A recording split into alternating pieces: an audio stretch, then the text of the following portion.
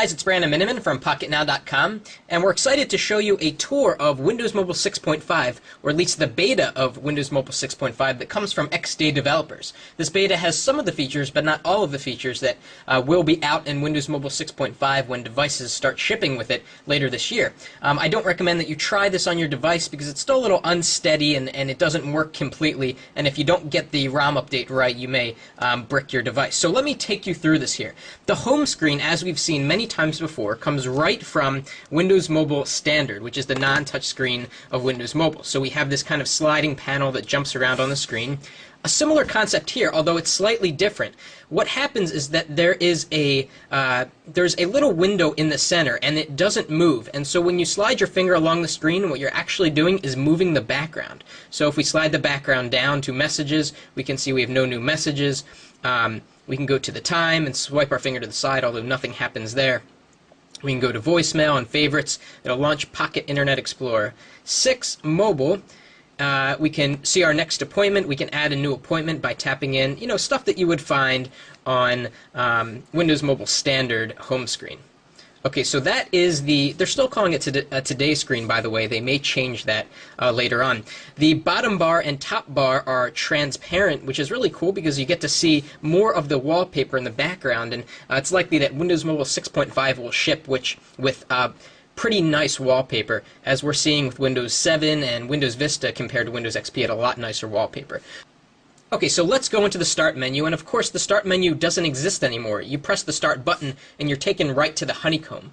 Now you may be wondering, why did Microsoft decide to go with this scrollable honeycomb interface? Well, as Adam Lane described on Pocket Now, the honeycomb shape, or I guess that would be a hexagon shape, provides a lot of surface area, making for very easy finger-friendly operation compared to the iPhone. And I'm not knocking the iPhone, but it's kind of an improvement over the square iconic interface on Windows Mobile 6.5. And I like the honeycomb. I agree that it makes it very finger-friendly.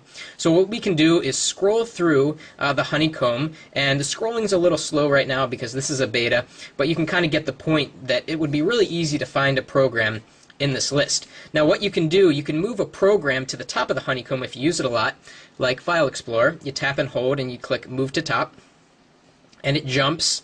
And because this is a beta, it doesn't always work. Let's try it with Calculator.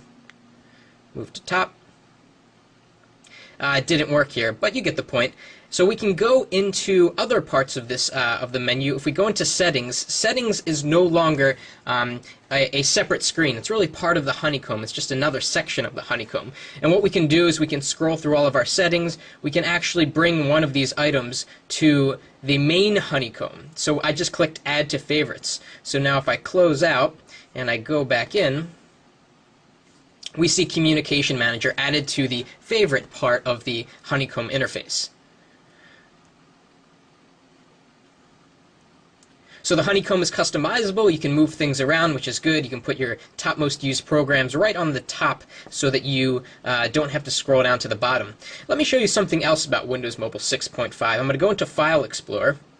And here's something that you can notice right away, is that the highlighting is kind of 3D. Not that big of a deal, of course, but I think it's a nice visual touch. Also, there's a new physics engine that allows for really good flick scrolling, at